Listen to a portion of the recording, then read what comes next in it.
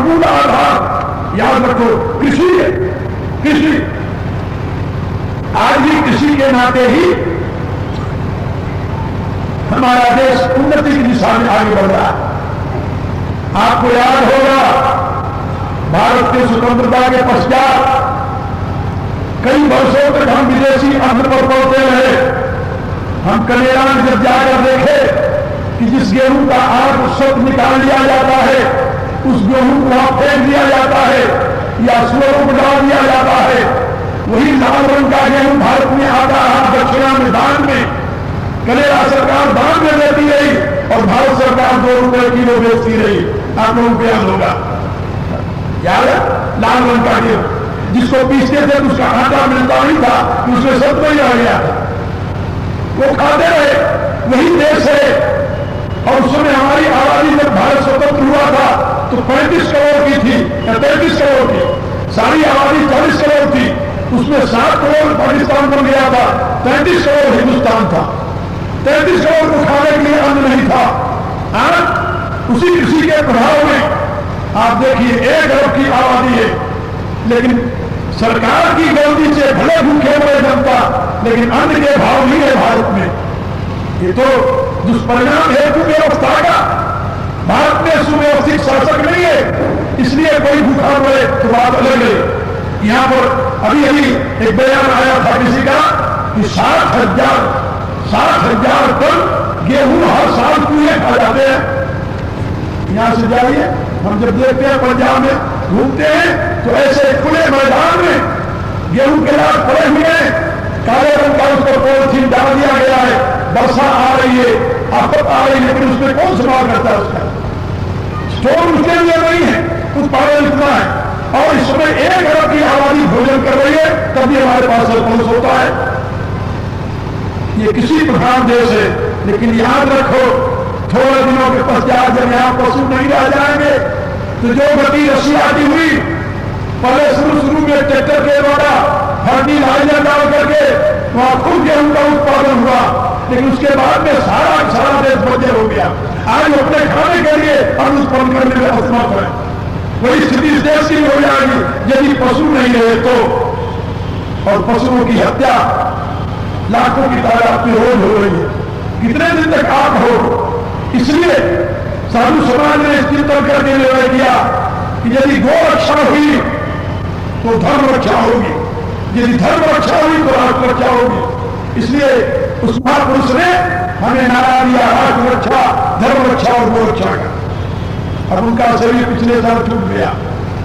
हम लोगों ने एक योजना बनाई है वामदेव ज्योति धर्मरथ यात्रा के रूप में। धर्मरथ यात्रा उन्हीं विचारों को पूरे भारत में प्रचारित करने के लिए एक धर्मरथ यात्रा प्रारंभ हुई है। और वो धर्मरथ यात्रा वृंदावन से जहां रहते वहां से प्रारंभ होकर के इस समय हरिद्वार महाकुंभ मेले में पहुंची है। वहां से 12 तारीख को प्रस्थान करेगी, 12 मई को। और पूरे हिमाचल में, फिर जम्मू कश्मीर में भ्रमण करते हुए, फिर पंजाब में विभिन्न स्थानों पर होते हुए यहाँ आपके लुधियाना में भी आएगी 9 जून को। और उसमें विद्वान संत होंगे, आप लोग उनके विचार सुनेंगे। अभी आज ही मैं बात कर रहा था अपने शिष्यों से कि वो धर्मरथ यात्रा जब यहाँ आएगी तो यहाँ की जनता को उसके संबंध में जागृत करना चाहिए, जिससे लोग उसको देखें, उसकी आगवानी करें और उसको सुने, उससे प्रेम ग्रहण करें। आते पेजों में आपको बता रहा हूं, ये उसमें भी मैं बताऊंगा सारे भारत में घूम करके। लेकिन जब तक जन जागृति नहीं होगी और प्रबुद्ध वर्ग अपने आप को सजग नहीं कर पाएगा और वो अपनी ड्यूटी नहीं समझेगा कि हर एक अप्रबुद्ध व्यक्ति को इस दिशा में सजग किया जाए, तब तक इस राष्ट्र का कल्याण होने वाला नहीं। ठीक है, अध्यात्म की साधना मैंने स्वयं की है, लोगों को करने के लिए प्रेरित करता हूं। और ये मैं जानता हूं कि अध्यात्म बल से बड़ा दुनिया में कोई बल नहीं है। बाहुबल जो है वो क्षणिक होता है, अध्यात्म बल शाश्वत होता है। और अध्यात्म बल के प्रयास में ही ये भारत युगों तक दुनिया का मार्गदर्शक बना रहा है। और आज भी ये बन सकता है यदि अपने उस अतीत की उपलब्धियों को संजो ले, संभाल ले और स्वयं में सजग होकर के खड़ा हो जाए तो भारत ऐसा देश दुनिया में कोई नहीं है। Natural sources ability and labour इस देश की निधि है, लेकिन without good organiser we are poor people living a richest country. यह हमारी स्थिति। इसलिए मैं आप लोगों को सचेत कर रहा हूं कि आप अपने अतीत की उपलब्धियों का आदर करें, अपने वृद्धों के प्रति आदर दृष्टि रखें और अपने सभ्यता संस्कृति को समझें। इसके प्रकाश में ही आपका कल्याण निहित है। इसके विपरीत आपके जीवन की क्या गति होगी, इसके विषय में कुछ कह नहीं सकता, क्योंकि मैंने बहुत संपन्न देश अमेरिका ऐसे देश को देखा है बरसों वहां रह करके कि सब कुछ होते हुए भी, लेकिन वहां दुनिया में सबसे अधिक पागल मिलेंगे। मैं तो कभी कभी उन लोगों से भी कहता हूं कि भारत में एक प्रांत है उत्तर प्रदेश, जहां की आबादी है 16 करोड़ और उसमें 2 पागल खाने हैं, एक बरेली में और दूसरा आगरा।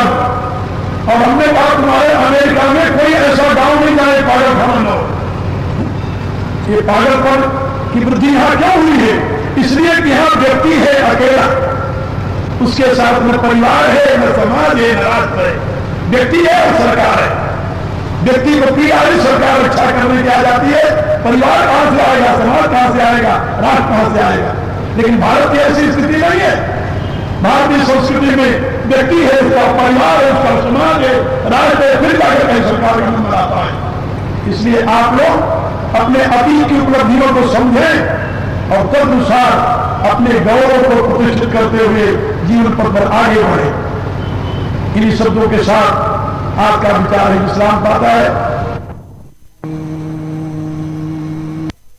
लेकिन अब क्या करें, 2 दिन और रह गया। मैं सोचता हूं आप लोगों को और अधिक से अधिक बातें समझा जाऊं, लेकिन कितनी मात्रा में लोग समझते हैं तो आप लोग जाने, मेरा कर्तव्य कहना। प्रार्थना कीजिए।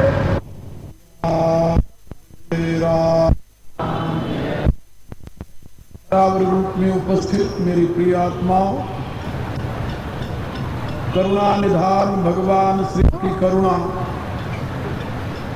आप सभी के लिए सदैव कल्याण का सृजन करती रहे, यह मेरी आंतरिक शुभकामना।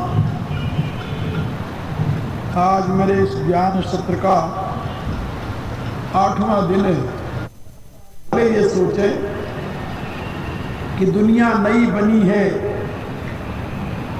और इसमें ये मनुष्यता का इतना बड़ा साम्राज्य नया है, किंतु भारतीय इतिहासकार इसको जानता है कि दुनिया नई नहीं बनी है। पश्चिम के इतिहासकारों ने तो सारी सृष्टि को 6000 वर्ष के अंदर ही मापा है, क्योंकि ओल्ड टेस्टामेंट में, पुरानी बाइबल में इस सृष्टि के हुए, इन सृष्टि में मनुष्य जाति को ये 6000 वर्ष पुराना बताया। उससे पहले सृष्टि नहीं थी, मनुष्य नहीं था। और पश्चिम का कोई व्यक्ति कितना भी समझदार क्यों न हो जाए, वो बाइबल के दायरे से बाहर निकलना कठिन मानता है। इसलिए वो अपनी गणना को उसी 6000 वर्ष के अंदर फिट करना चाहता है। जब उनका भारत से संपर्क हुआ तो ईस्ट इंडिया कंपनी का जब शासन भारत में हुआ तो उसकी तरफ से कलकत्ता में जो कोर्ट बनाई गई, उस कोर्ट का एक जज नियुक्त किया गया, सर विलियम्स जोन्स। तो जब भारत में रहने लगा तो उसने देखा कि यहाँ के लोगों की अपने अतीत के ग्रंथों में बड़ी श्रद्धा है। तो उसने ब्राह्मण को बुलाया, पंडित को, उससे कहा कि भाई मुझे संस्कृत पढ़ाओ। तो पहले तो कई ब्राह्मणों ने इनकार कर दिया कि हम नहीं पढ़ा सकते, क्योंकि संस्कृत जो है ये देववाणी है और वो मांसाहारी जो है वो राक्षस है, संस्कृत कैसे पढ़ा सकते हैं उसे। लेकिन कुछ लोभी लोग होते हैं, तो एक पंडित को उसने प्रलोभन देकर के उससे संस्कृत पढ़ना शुरू किया और उसने संस्कृत पढ़ी। संस्कृत पढ़ने के पश्चात फिर उसने मिशनरी को लिखा कि ये जो देश है, यहाँ के लोगों की आस्था अपने अतीत के ग्रंथों में है, तो हमें कुछ ऐसे विद्वान चाहिए जो यहाँ आकर संस्कृत पढ़ें और फिर उस संस्कृत को तरोड़ मरोड़ करके वो जनता के सामने रखे, जिससे जनता की उसमें से आस्था हट जाए। इसी साजिश के तहत उसके आमंत्रण पर 7 विद्वान आए, पादरी, 7 पादरी, और उन 7 पादरियों का जो हेड था उसका नाम था मैक्स मूलर। नाम सुना होगा आप लोगों ने। और ये आकर के भारत में संस्कृत पढ़े सभी, और पढ़ करके योजनाबद्ध उन्होंने काम करना शुरू किया।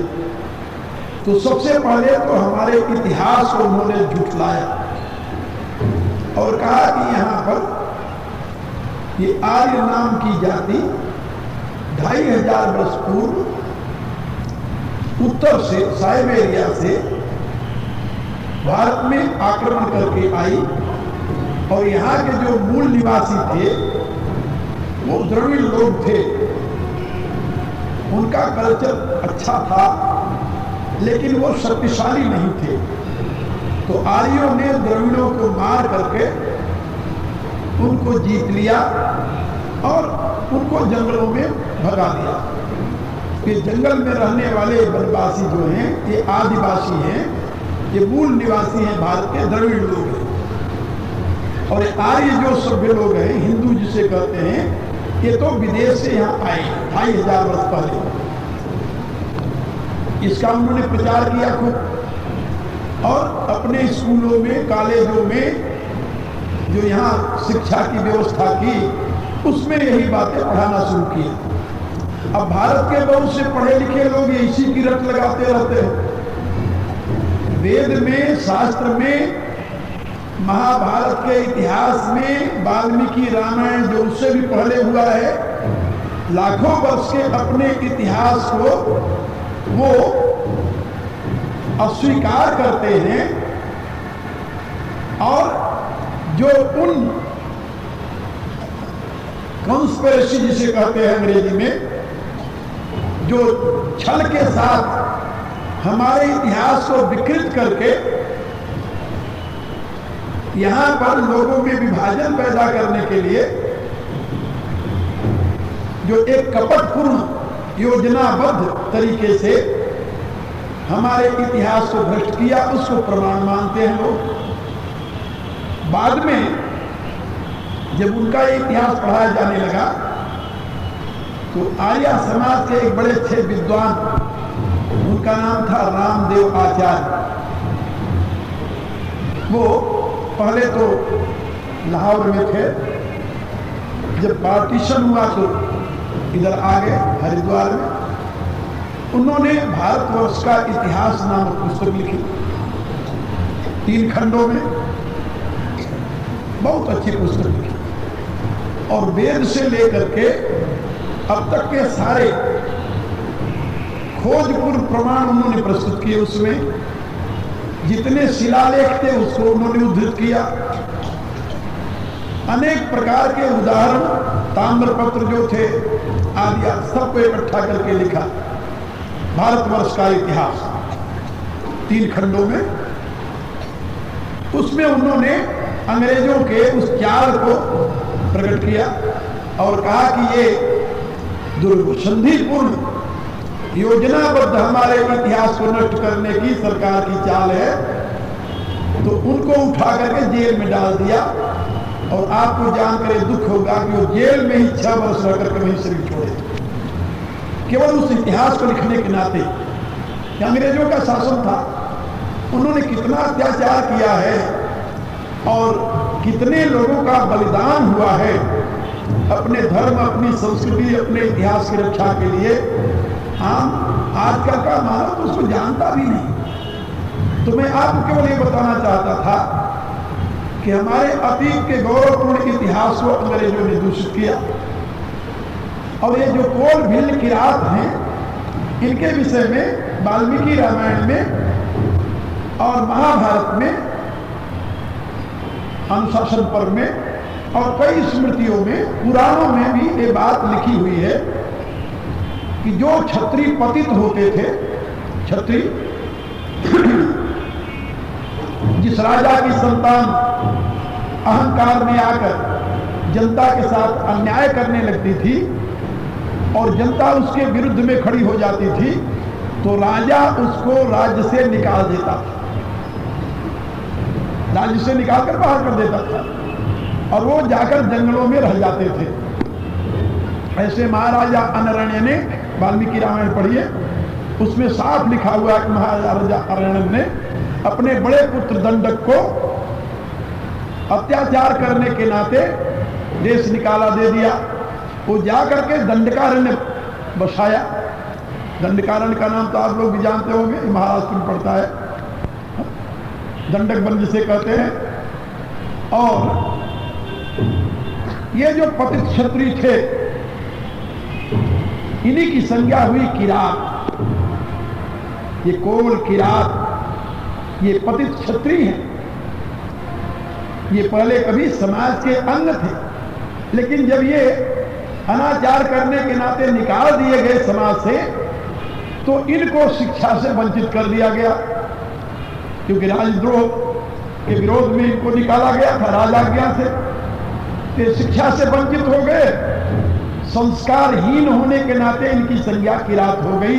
ये मनु ने भी लिखा है और व्यासदेव ने भी लिखा है कि संस्कार शून्य होने के नाते ये किरात कहे गए, ये पतित क्षत्रिय। अब उनको अंग्रेजों ने कहा ये तो आदिवासी यही है और ये आर्य बाहर से आए हैं। सही में वेद से लेकर के और अब तक के किसी भी ग्रंथ में मुझे आर्य नाम की जाति का पता नहीं लगा है।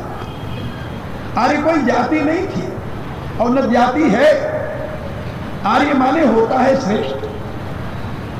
हर एक पुत्र अपने पिता को आर्य कहता है, हर एक पत्नी अपने पति को आर्य कहती है, हर एक छोटा भाई अपने बड़े भाई को आर्य कहता है। आर्य एक सम्मान सूचक शब्द, आदर का शब्द है।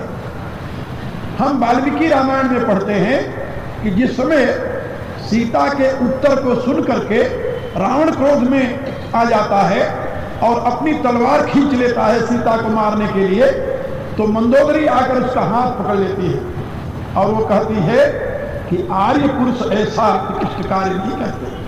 आप आर्य हैं, आपके द्वारा एक स्त्री का वध किया जाना ये उचित नहीं है, ये अनार्य कार्य है। आप तो आर्य हैं। आर्य माने सभ्य। जब यह सुनता है रावण, तो अपनी तलवार अपने म्यान में रख लेता है और फिर धमकी देता है कि यदि 1 महीने में मेरी बात नहीं मानी तो मैं इसका वध कर दूंगा। मेरे कहने का अभिप्राय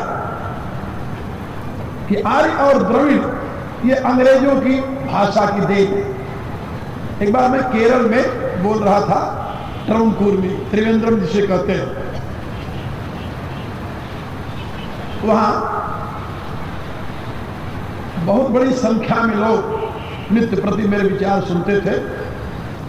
उन दिनों कम्युनिज्म का बहुत प्रभाव था केरल में, तो मेरा वहां बोलने का विषय था what is differences between Hinduism and communism.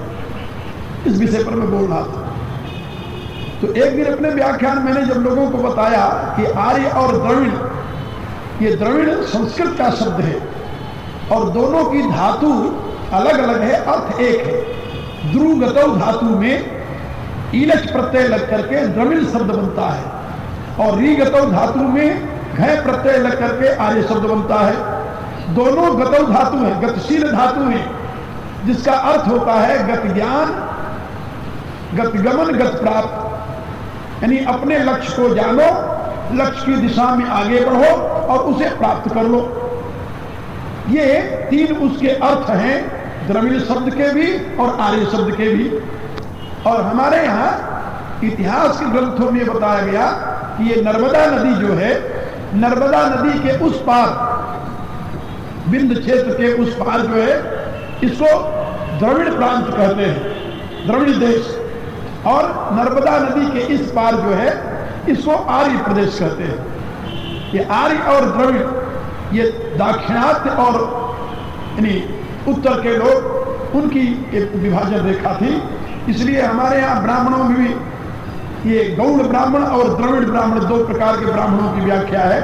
खैर, मैं आप लोगों को केवल ये बताना चाहता था कि किसी भी समाज में जब समझदार कम होते हैं, विवेकी कम होते हैं, तो उस समाज का विनाश होता है। और जब किसी समाज में समझदार लोग ज्यादा होते हैं तो वह समाज विकसित होता है, उन्नत होता है। अब महाभारत के युद्ध में व्यासदेव ने लिखा है अपने महाभारत में, महाभारत के युद्ध में 60 करोड़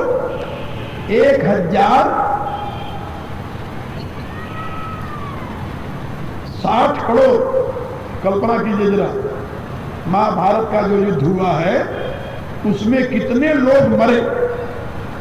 ये प्रश्न किया है धृतराष्ट्र ने धर्मराज से, युधिष्ठिर से, कि वत्स इस युद्ध में कितने लोग मारे गए। तो धर्मराज ने वहां पर बताया है 60 करोड़ 1040 व्यक्ति इसमें मारे गए और 24,000 व्यक्ति जो थे, 2400 व्यक्ति गायब हैं, उनका पता नहीं चला।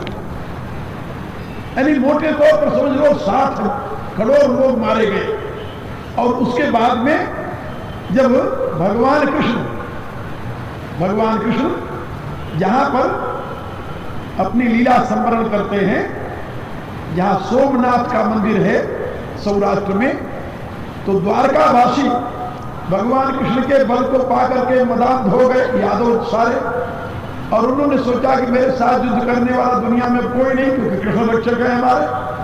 तो उनमें अनाचार आ गया, और अनाचार आ गया तो वो सब शराब पीने लगे,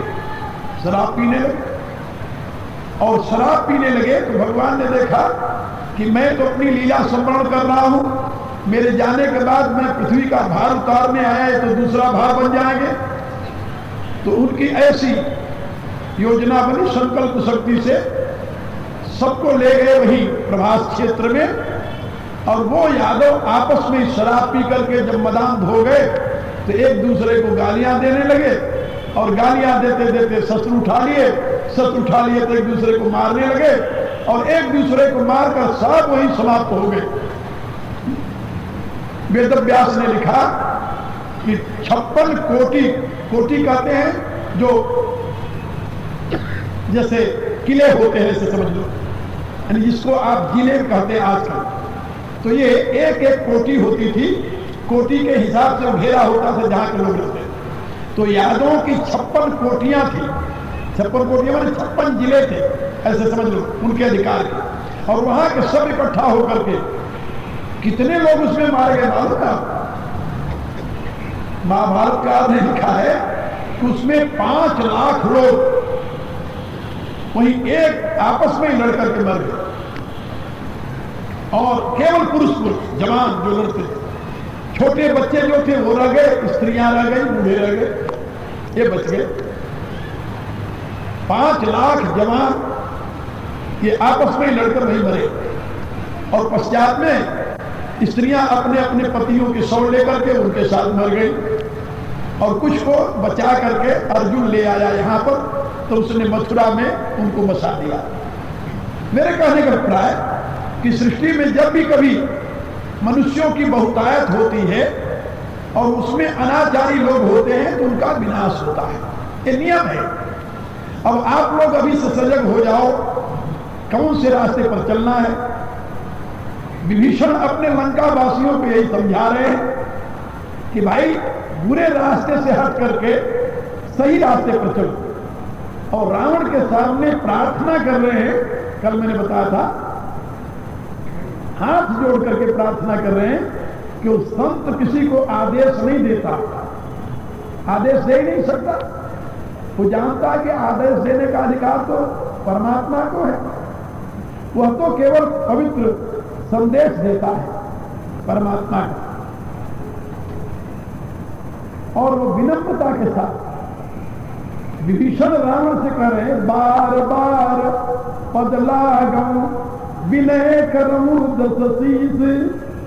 हे दशशीष, बारंबार तुम्हारे चरणों में प्रणाम करते हुए तुमसे मैं प्रार्थना करता हूं कि परिहरि मान मोह मद भजऊ कौशलाधीश।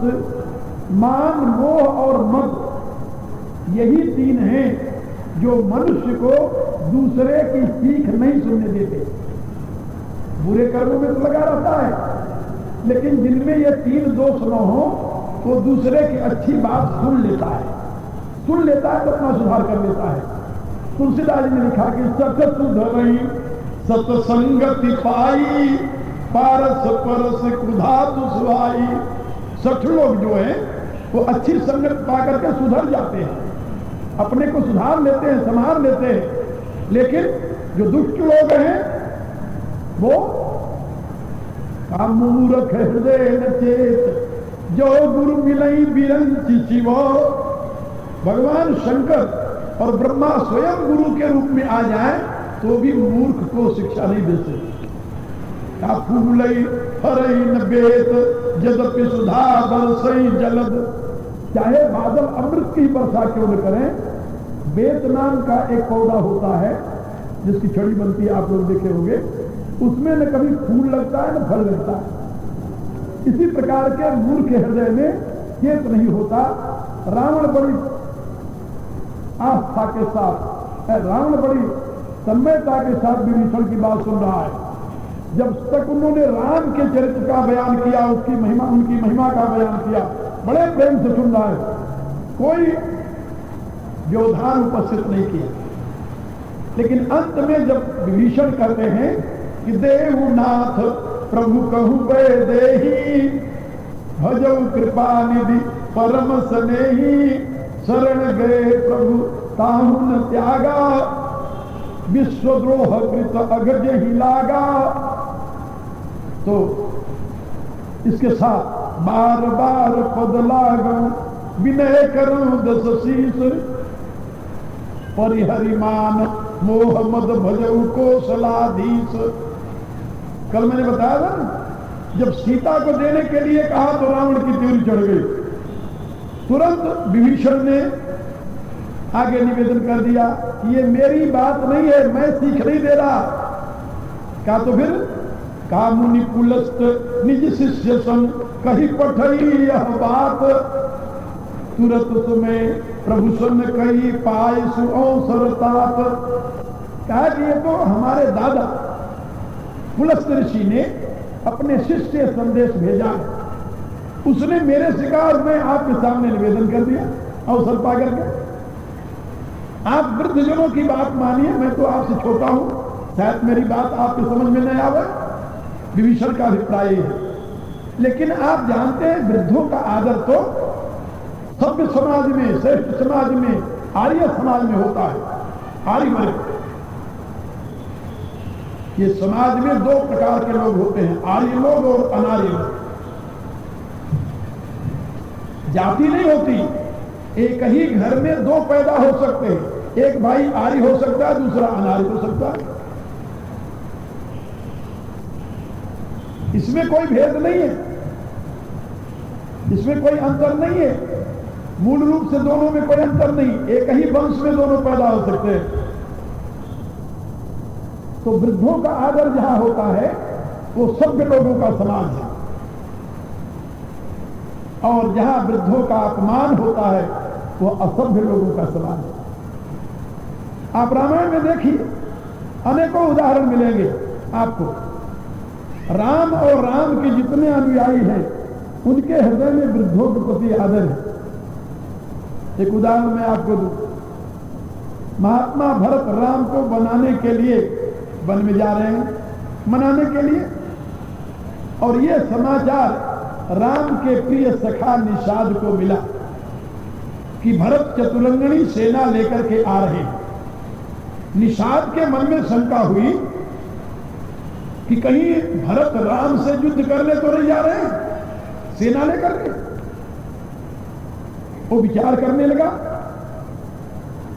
कि ऐसा क्या संभव है, भरत तो बड़े अच्छे सज्जन थे, क्योंकि जिस गुरुकुल में वशिष्ठ के यहाँ राम पढ़ते थे वहीं भरत भी पढ़ते थे, लक्ष्मण शत्रुघ्न भी वहीं पढ़ते थे, और उसी गुरुकुल में निषाद भी पढ़ता था। वहीं से तो राम का मित्र है, राम का सखा है। वशिष्ठ के गुरुकुल में ये निषाद राज श्रृंगेरपुर का जो था ये भी वहीं पढ़ता था, उसी गुरुकुल में, और वहीं राम पढ़ते थे, वहीं से इनकी मित्रता थी। तो भरत को ये जानता था भली भात, लेकिन विचार करने लगा कि नहीं, भरत ऐसा नहीं कर सकते। फिर उसके दिमाग में आया कि नहीं, हो सकता है। कैसे हो सकता है? तो वहां पर एक चौपाई तुलसीदास लिखते हैं, निषाद सोचता है कि फरई की को दो बाली सुशाली मुक्ता प्रसव की संबुक काली। वो कहता है कि नहीं, हो सकता है। कोदो नाम का एक धान्य होता है, उसमें अच्छी बाल नहीं लग सकती। कहने का अभिप्राय कि उससे बासमती चावल नहीं निकल सकता, और काले रंग की क्या सम्मुख काली भी है, सम्मुख काली भी है। काले रंग का जो हाथी है उसके मस्तक से मुक्ता निकलता है, लेकिन काले रंग की यदि कोई जम्बू हो, गुदड़ी हो, क्या उसके मत्थे से भी मुक्ता निकलेगा? रंग की एकता से तो वो सब तो नहीं पाया जा सकता। तो उसी रूप से वो सोचने लगा कि ये तो आखिर कैकेयी का ही पुत्र है ना। जब कैकेयी ने राम को वन दे दिया तो कैकेयी का पुत्र होने से भरत में ऐसी भावना आ सकती है, अपनी मां का गुण आ सकता है। ये कोई जरूरी नहीं है संतान में पिता का ही गुण आवे, मां के गुण भी आ जाते हैं। जैसे रावण में पिता का गुण तो नहीं आया, मां का गुण आ गया। वो असुर जाति की लड़की थी,